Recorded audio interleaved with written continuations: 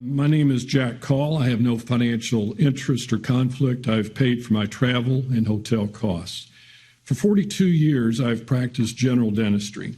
36 years ago, when I learned that mercury escaped from amalgam fillings, I immediately stopped placing them.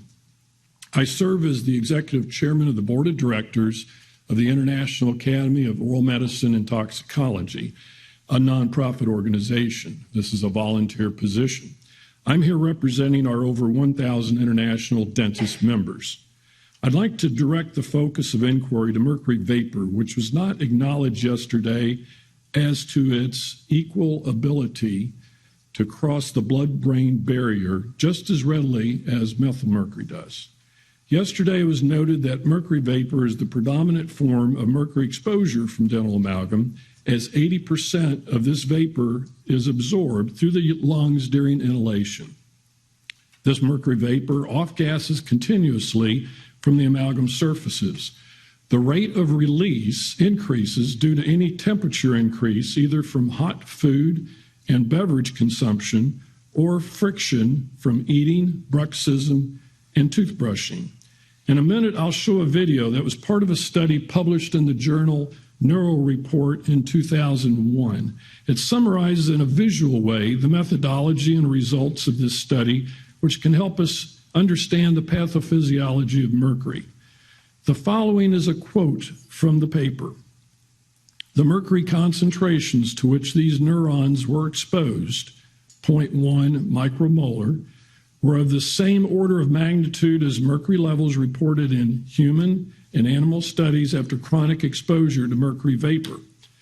The actual mercury concentration present in our neuronal cultures was indeed lower than the 0.1 micromolar because of a dilution effect in the culture media. This video is about 4.5 minutes and uses some time-lapse photography.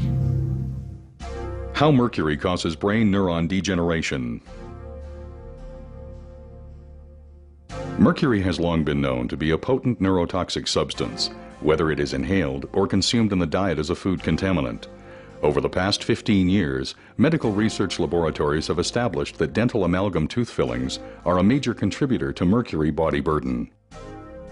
In 1997, a team of research scientists demonstrated that mercury vapor inhalation by animals produced a molecular lesion in brain protein metabolism, which was similar to a lesion seen in 80% of Alzheimer's diseased brains.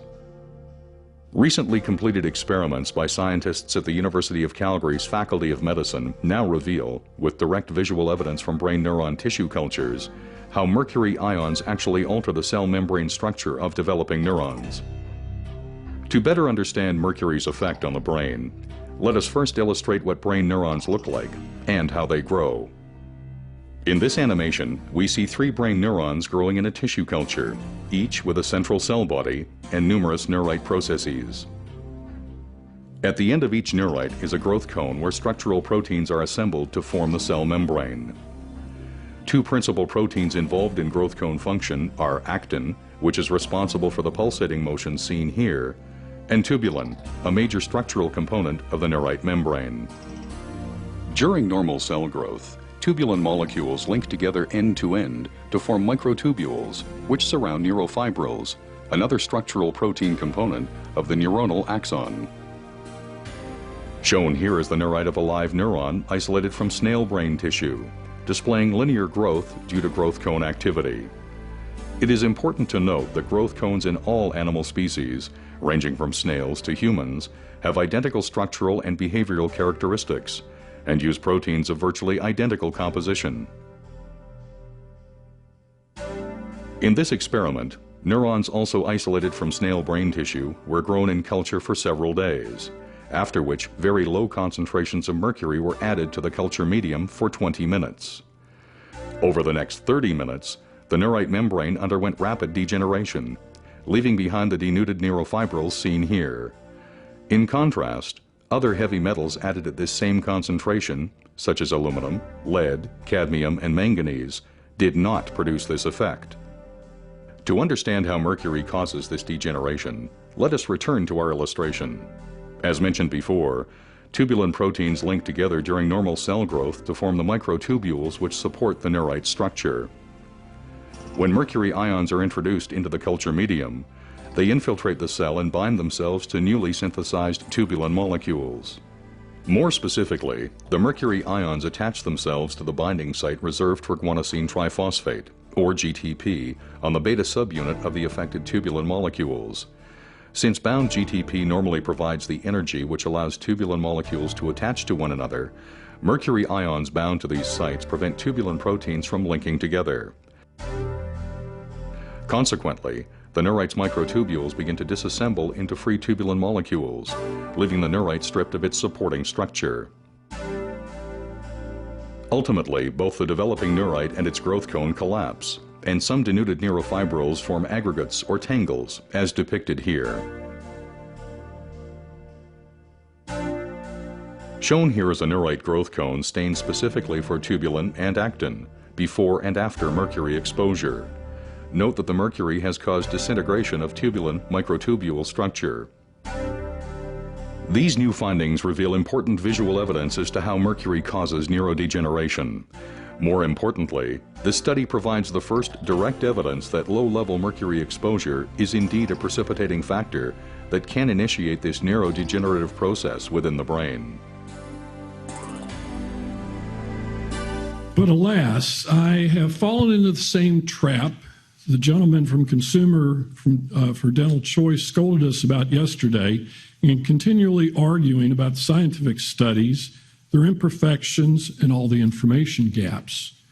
Yesterday, I heard the following phrases: individual variability, underlying assumptions, conflicting results, and somewhat imperfect. Even though intellectually we might all agree that a perfect study on amalgam safety will never occur, the FDA's behavior sure doesn't reflect that. They'll keep hoping to find one forever. Over the years, we've been told that the FDA does not consider the precautionary principle, nor additive or synergistic considerations. For example, when there is concurrent exposure to both lead and mercury, even though it is well documented that both together are more toxic than one by itself. Let's face it, what has been occurring the last 3 decades is a racket. The institutional inertia for a grandfathered substance, mercury fillings, the alleged safety of which is perpetuated by a trade organization, the American Dental Association, and which is then tolerated by the government body responsible for protecting the public, the FDA. I've got one word for it: reprehensible. My call to action for the FDA is to apply the precautionary principle and start now by restricting the use of amalgam in children, pregnant women, and those with kidney and neurodegenerative diseases. In conclusion, relative to some comments made yesterday, I've been placing composites which are BPA-free for years now. Thank goodness the dental profession has very good alternative materials.